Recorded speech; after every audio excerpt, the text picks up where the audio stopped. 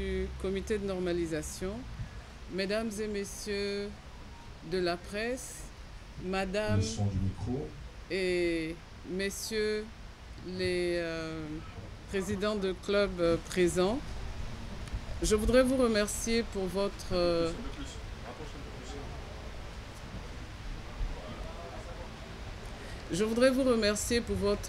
présence massive à cette troisième rencontre du comité de normalisation de la FIF avec la presse.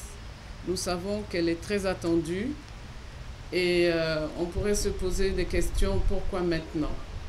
Maintenant parce que c'est maintenant que nous pouvons parler. Vous savez que quand il y a beaucoup de bruit, il est inutile de parler.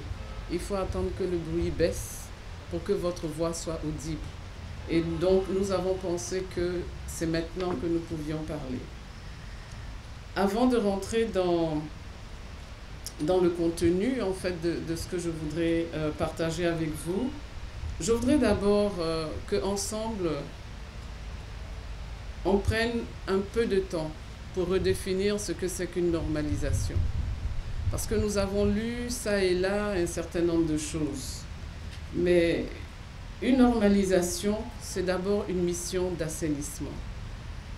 C'est quand il n'y a pas de normalité qu'on introduit un comité de normalisation. Donc c'est d'abord une mission et une mission d'assainissement. Une mission d'assainissement avec plusieurs volets. Dans notre cadre, il a 3 volets. Il y a le volet juridique, il y a le volet gouvernance, mais il y a aussi le volet technique. Donc c'est une mission d'assainissement dans un délai qui a été donné. Donc, une normalisation, ce n'est pas un individu. Une normalisation, ce n'est pas une date. Une normalisation, c'est une mission dans une date. Alors, c'est très important ce que je dis parce que vous allez comprendre que notre travail de normalisation va au-delà simplement des textes. Alors, je voudrais quand même que nous puissions parler de l'équipe nationale, parce que c'est une défaite qui a touché tous les Ivoiriens, tous les supporters des Ivoiriens. Nous savons tous que nous avons une équipe talentueuse. Individuellement, ils sont talentueux. Mais ensemble, on a raté de près cette qualification pour les barrages du mondial. Mon analyse personnelle, je la partagerai avec vous. Je dirais simplement que c'est une défaite, mais la guerre n'est pas perdue parce qu'il y a la CAN 2021 et surtout la CAN 2023 que nous devons préparer. Donc cette chute doit nous permettre de prendre les mesures correctives pour permettre à l'équipe d'avancer sereinement vers la CAN 2023. Alors, nous n'avons pas perdu la guerre, c'est vrai, mais des mesures correctives s'imposent. Nous avons eu une explication franche avec le coach par 2 fois. Et des aménagements profonds vont avoir lieu. Nous avons eu une explication franche avec le coach et nous lui avons reconduit notre confiance. Pourquoi? On a lu dans les réseaux sociaux qu'il fallait changer le coach, etc. Nous sommes à 1 mois d'une CAN qui est importante, que nous voulons gagner. Et je pense qu'il aurait été vraiment irresponsable de changer de coach maintenant.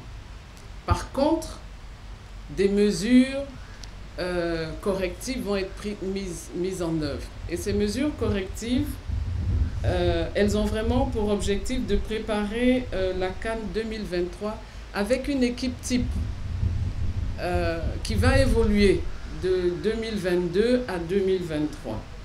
Et donc, avec le coach, en termes de réaménagement technique, nous lui avons demandé, la Côte d'Ivoire regorge de talent, de rajeunir un peu plus son équipe. C'est lui le sélectionneur, c'est lui qui va les choisir.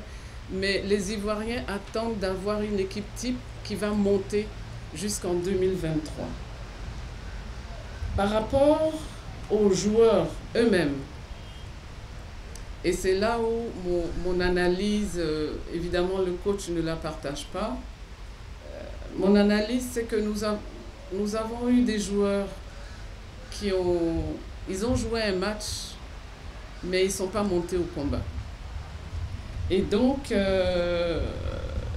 nous avons proposé à coach que les joueurs qui vont être sélectionnés, ces joueurs vont avoir une interview avec un membre du comité de normalisation et un ancien joueur pour nous assurer de leur volonté à défendre le drapeau national. C'est très important parce que depuis que nous sommes arrivés à la FIFA par rapport à l'équipe nationale, nous faisons résonner le fait que nous sommes une nation, nous défendons un drapeau et nous avons une équipe. Donc il faut que cette équipe entre aussi dans cette philosophie de nous sommes une nation et nous défendons un drapeau. Donc ils vont être auditionnés, interviewés et nous allons instaurer une charte de la sélection, mais vraiment pour que ce soit des guerriers qui soient engagés. Ils sont tous professionnels chez eux, mais plus que des professionnels, nous avons besoin de guerriers qui aillent vraiment au combat et qui fassent vibrer l'ensemble des Ivoiriens. L'équipe technique, elle aussi, va être réaménagée. Elle va être réaménagée. Nous allons nous appuyer sur quelques valeurs locales qui vont accompagner le coach dans le travail qu'il va faire. En termes techniques, nous allons aussi travailler sur la taille de l'encadrement. Et nous avons regardé ce qui se passe ailleurs. Et nous devons revenir à une taille de l'encadrement qui soit acceptable. Et qui d'ailleurs nous est un peu imposée parce que l'une des premières remarques, c'est que la taille des délégations qui vont avec les éléphants était parfois deux fois et demi, 3 fois, je dirais, plus nombreuses que les éléphants eux-mêmes. Donc, la taille de l'encadrement a déjà été revue et l'engagement de l'encadrement aussi est important. Nous assurer que tous ceux qui sont autour des éléphants, ils vont par engagement et non pas uniquement par rapport à des primes qu'ils pourraient avoir. Alors, nous allons aller encore plus loin pour normaliser le fonctionnement de l'équipe nationale. Et ça commence par quoi? Ça commence déjà par normaliser les budgets. Il y a beaucoup de grincements de dents. Aujourd'hui, vous comprendrez, on ne peut pas normaliser sans toucher à des intérêts individuels qui ne servent pas la collectivité. Et ça, c'est dans cet esprit que nous sommes. Alors, quand je parle de normaliser le fonctionnement de l'équipe, je vais vous donner quelques exemples par rapport au budget. Les éléphants coûtent cher à la nation. Et nous devons nous assurer que chaque franc qui est utilisé pour soutenir les éléphants est utilisé à bon escient. Et la première des choses, c'est de normaliser les budgets. On a déjà commencé par normaliser la taille des délégations et maintenant normaliser les budgets. Qu'est-ce que nous avons constaté? Nous avons constaté qu'au niveau de l'équipe nationale, il n'y avait rien d'écrit, il n'y avait rien d'écrit, il n'y avait pas de document, il n'y avait pas de contrat. Le montant de la prime aux joueurs, oui, c'est comme ça on fait d'habitude, mais on ne peut pas normaliser sans documenter et sans revenir à ce qui doit être normal. Je vous donne juste quelques exemples pour vous dire pourquoi la normalisation va jusque-là. Quand nous sommes arrivés, je prends simplement les factures d'hébergement. Les éléphants étaient hébergés sans contrat d'hébergement. Et les éléphants étaient hébergés et l'hébergement était payé en espèces. Le coût de l'hébergement était de plus de 80 millions. Sans justificatif, sans contrat, sans rien. Quand nous sommes arrivés, que nous avons commencé à regarder dans les détails, on est passé d'un budget d'hébergement pour le même nombre de jours de 80 millions à 44 millions. Il y a des économies à faire. Deuxième élément de budget, juste je vous donne pour vous dire que c'est important que nous allions dans les détails. Et ça, ce n'est même pas nous qui avons relevé, c'est l'ONS qui nous a relevé ça.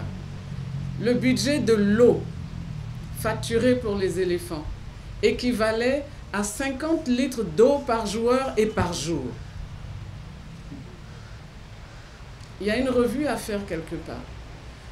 Le transport des éléphants de l'hôtel du côté de l'aéroport jusqu'à Sol-Béni revenait à 1 million pour 4-5 jours. Il y a bien des choses à revoir là-bas. Et notre normalisation va jusque-là.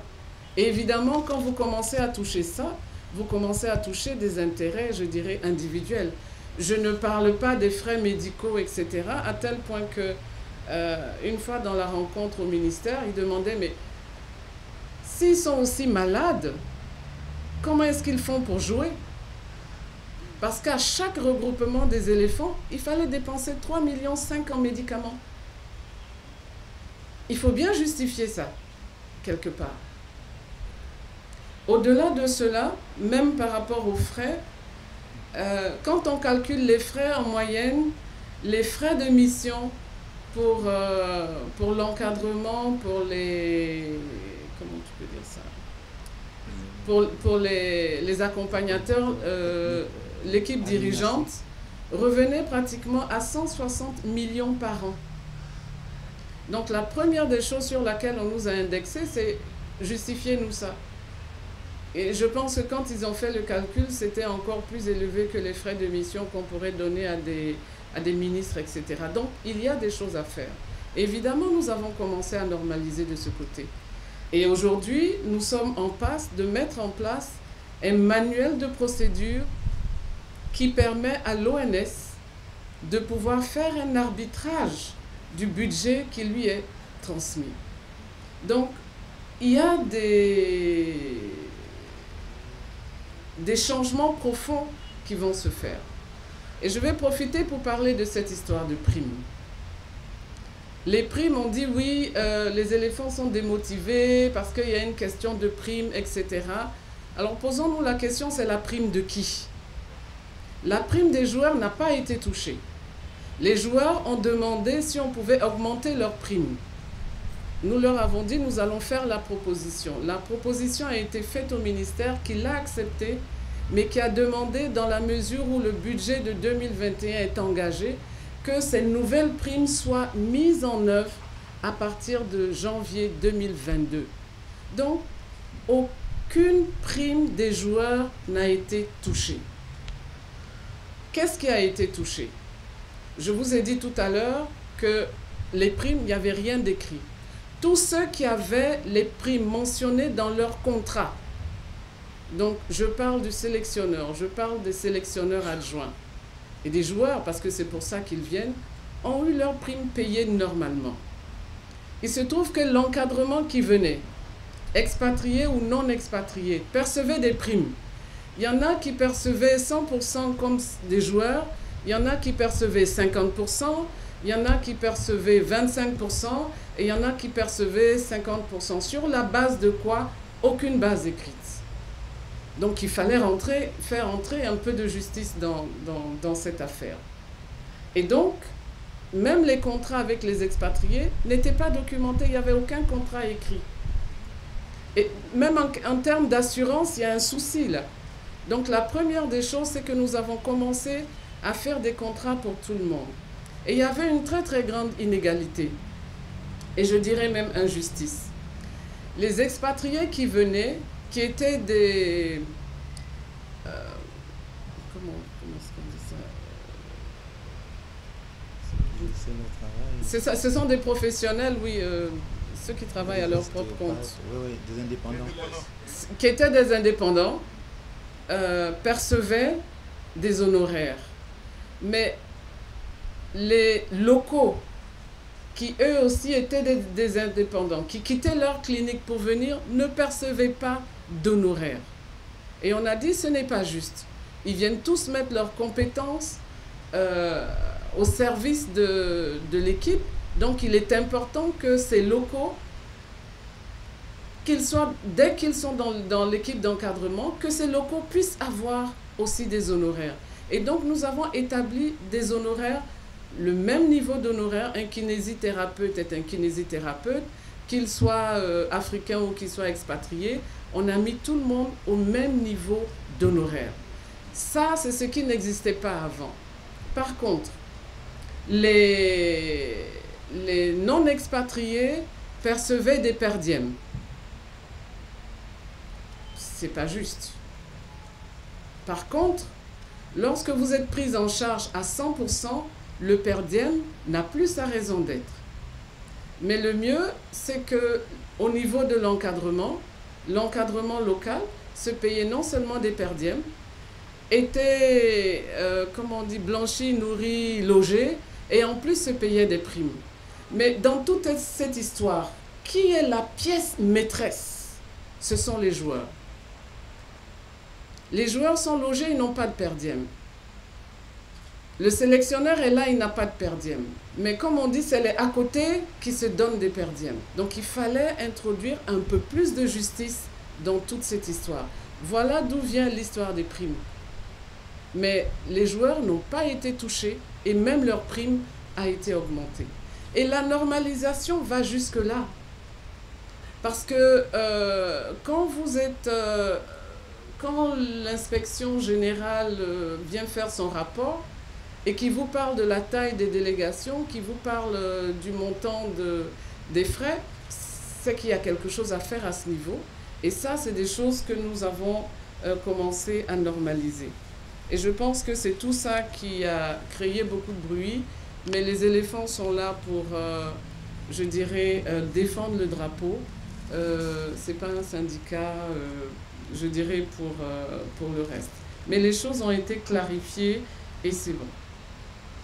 Ce qui veut dire que par rapport à l'équipe nationale, il y a beaucoup de choses qui vont changer, qui vont s'améliorer, qui vont être un peu plus transparentes, mais surtout, nous allons avoir une bonne maîtrise du budget.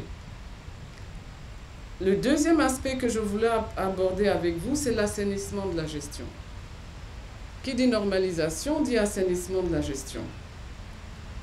C'est tout aussi important que les textes. Parce que s'il y avait des bonnes pratiques, je pense que la FIFA n'aurait pas arrêté sa collaboration avec la FIF depuis 2019. C'était même bien avant que la normalisation s'impose. Ils avaient arrêté déjà leur collaboration financière avec la FIF depuis 2019. Donc, si tout était bien, on ne serait pas là. Le premier point de normalisation à ce niveau, c'est les états financiers. Alors, au niveau des états financiers, certains d'entre vous ont suivi un peu l'Assemblée générale où le commissaire aux comptes a analysé les comptes et sur un total de bilan de 13 milliards émettait des réserves pour un montant de 4,5 milliards. Ça veut dire quoi? Ça veut dire que sur, je donne 13 000 francs, le commissaire aux comptes dit pour 4 500 francs, je ne suis pas sûr de la réalité de ce chiffre. Est-ce qu'on peut avancer avec ça? Quand on dit normaliser, c'est revenir à une situation transparente, claire. Mais ce que je voulais dire, c'est que ces 4,5 milliards ne sont pas liés seulement au comité sortant. C'est quelque chose qui traîne depuis parfois plus de 10 ans. Donc, la normalisation a pour aussi objectif à ce qu'on ait une situation claire et transparente de la FIF à un moment donné. Et c'est pourquoi nous avons demandé à ce que nous ayons le temps de revoir les comptes, puisque le commissaire aux comptes n'avait pas eu les informations. Nous avons pris le temps de sortir les informations, d'interroger qui il fallait interroger et d'avoir de façon écrite et formelle la situation de la FIF à un certain niveau. Nous sommes allés jusqu'à même reprendre le comptage des stocks. Et actuellement, on va entamer le 4e comptage des stocks. 4e, parce que l'écart est important. Donc, pour nous rassurer, on refait encore un 4e contrôle parce que le stock a une valeur dans le bilan. Et il faut avoir une valeur réelle de ce qui existe. Donc, pour vous dire que c'est tout un travail de fond qui a été fait, cette fois-ci avec la collaboration du commissaire aux comptes, avec pour unique objectif de ressortir des comptes qui reflètent la réalité financière de la FIF. Et ça, c'est un travail, nous sommes sur le point de le terminer. Nous avions une rencontre ce matin avec le commissaire aux comptes. Et donc, il nous faut encore quelques 2-3 semaines pour le terminer.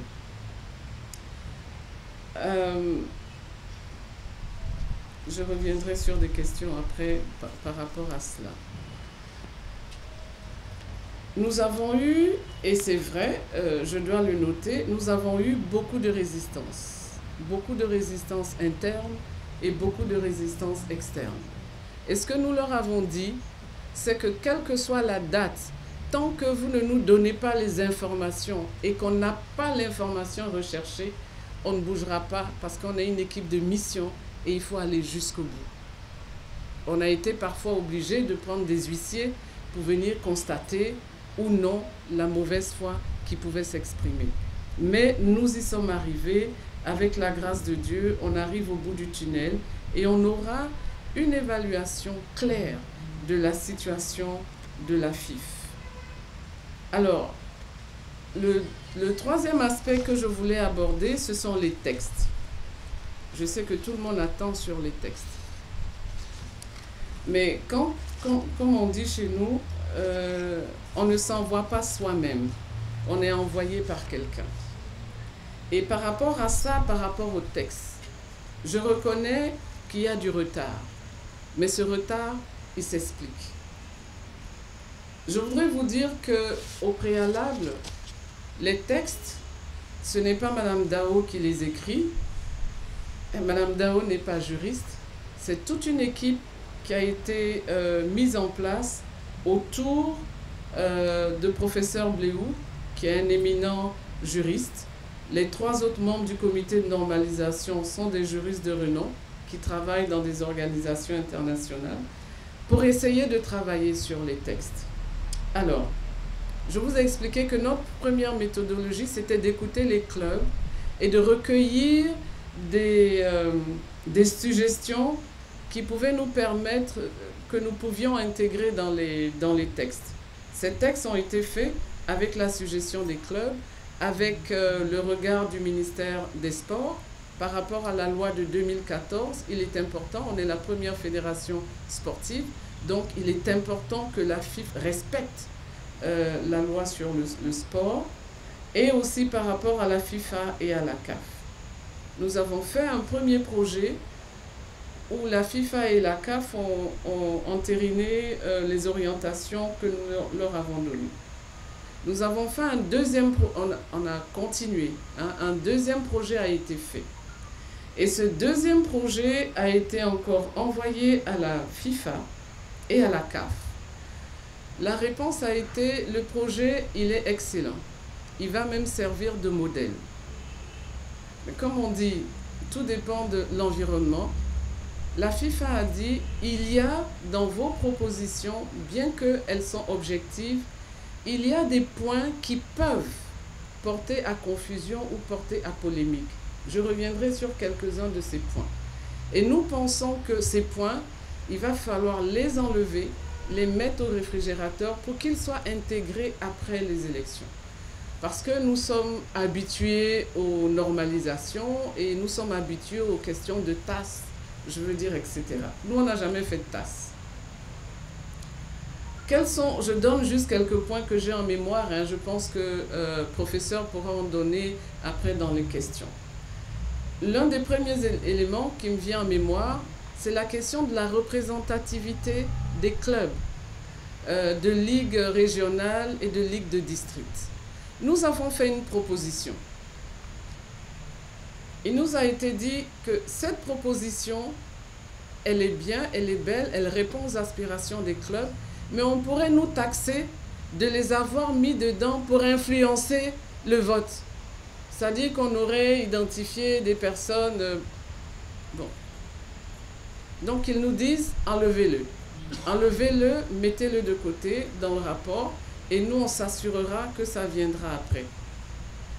Donc ça, c'est un premier élément.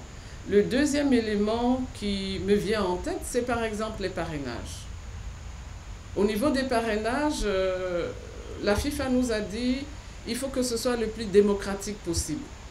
Donc, nous avons simplifié les parrainages et je peux vous dire que s'il y a quelqu'un qui défend la démocratie dans le groupe, c'est bien professeur. Hein.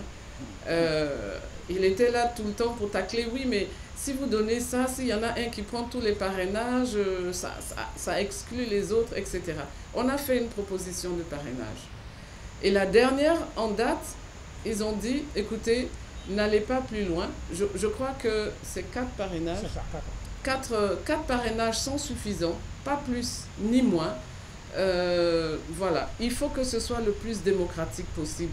Et la FIFA veut que les textes soient ouverts sur la démocratie. On leur a dit, mais ce qui était prévu avant, ils disent non, voilà ce qu'il faut faire. Hein? Voilà. L'autre élément, c'est la caution. Dans les textes, il fallait une caution de 5 millions. Et nous-mêmes, on s'est dit 5 millions, c'est peu, parce qu'il faut aussi financer les élections. On a mis à 10 millions. Ils ont dit, ce n'est pas démocratique. À la FIFA, maintenant, on souhaite qu'il n'y ait pas du tout de caution. Pas de caution, oui. On leur dit, mais dans les anciens textes, il y avait déjà une caution. Ils disent non, c'est un principe qui n'est pas négociable. C'est un nouveau principe de la FIFA. Il faut que l'ouverture soit la plus grande possible. Il faut l'enlever. Donc, on a aussi enlevé. Mais vous comprenez que dès lors que vous bougez un article, c'est tout le reste qui bouge et qu'il faut réajuster. Et donc, c'est ce travail qu'on a dû refaire. Ensuite, nous leur avons dit, mais écoutez, pendant qu'on est en train de bouger, est-ce qu'on peut transmettre les textes au club? Ils ont dit non. Il faut fixer les indiscutables de la FIFA d'abord. Il y a des choses qui ne sont pas discutables. Les questions de caution, les questions de... Ça, ce n'est pas discutable. Et c'est tout à fait normal. Je veux dire, pour ceux qui ont l'habitude de travailler avec les institutions internationales, une filiale, bien qu'indépendante, dépend des éléments de base, je dirais, de la maison mère. Donc, ils nous ont identifié les éléments qui ne sont pas discutables. Je veux dire, c'est eux qui nous ont envoyés et c'est eux qui nous disent, ces éléments, nous voulons les fixer. Je veux dire, on ne fait que suivre ce qu'ils disent. Et aujourd'hui, à l'état actuel, les textes sont repartis avec les réajustements par rapport à certains éléments qui ont été demandés. Et donc, nous attendons leur retour. Il y a aussi un autre élément, la question du genre. La question du genre. C'est partout, même dans les textes de la FIFA, c'est partout la question du genre est importante.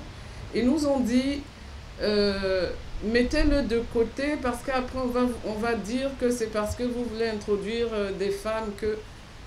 Nous, on n'est pas habitués au milieu du football. Eux, ils le savent très bien. S'ils disent que ça peut être sujet à des interprétations, on ne peut que nous aligner sur, disons, ce qu'ils ont dit. Donc, à la date d'aujourd'hui, les textes ne sont pas encore revenus.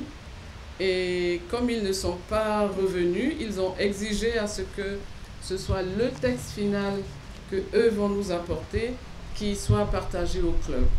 Et ils vont arriver dans une mission d'évaluation pour laquelle d'ailleurs ils vont avoir aussi à discuter avec les clubs très prochainement. Nous attendons la date, mais je pense que ça sera au plus tard à partir du 1er décembre, puisqu'il y a l'Assemblée générale de la CAF, l'Assemblée générale extraordinaire de la CAF, qui se tient le 26. Donc cette mission d'évaluation sera sur Abidjan, elle va aussi rencontrer les clubs et cette mission d'évaluation évidemment va sortir une conclusion. Il y a 3 conclusions possibles. On arrête, tout simplement, on continue. Ça aussi c'est une possibilité. Ou alors, 3e possibilité, nous-mêmes on dit on ne veut plus continuer.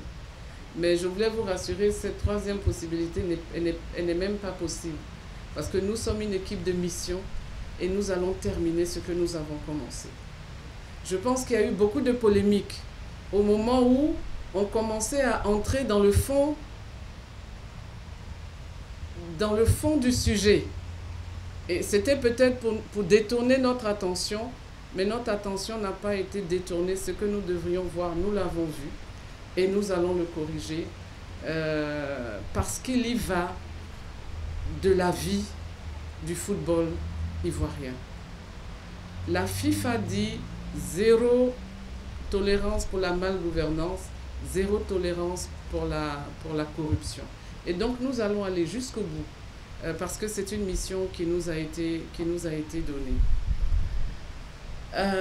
Parlant des élections, évidemment les élections ne pourront avoir lieu que si les textes sont approuvés.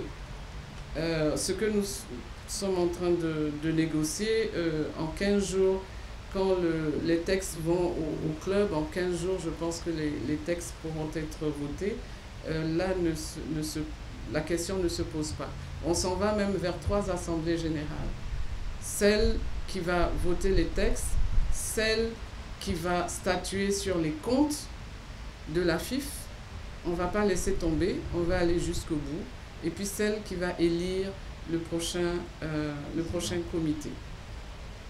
Alors je voulais profiter de cette occasion pour répondre à quelques points qui ont été soulevés, je crois, par un groupe de clubs, mais en fait qui n'ont aucun sens. Ce groupe de clubs dit que le travail du commissaire aux comptes a commencé sur injonction de la FIFA. Aucune injonction de la FIFA. Moi, j'aimerais bien avoir le texte ou l'écrit qui est une injonction de la FIFA. Et je voudrais vous rappeler que nous avons retardé à dessein le démarrage du travail du commissaire aux comptes. Parce que nous-mêmes, nous avions commandité un audit. Il fallait que l'audit avance avant que le commissaire aux comptes ne commence son travail. Donc, il n'y a pas eu d'injonction de nulle part. Ce que nous avons même fait d'avance, c'est d'écrire à la secrétaire générale de la FIFA pour lui dire, compte tenu des circonstances, nous ne pourrons pas tenir le délai du mois de juin. D'abord, on est dans un contexte de normalisation et parce que nous avons démarré un audit. Et nous leur avons proposé la date du 18 qui a été adoptée.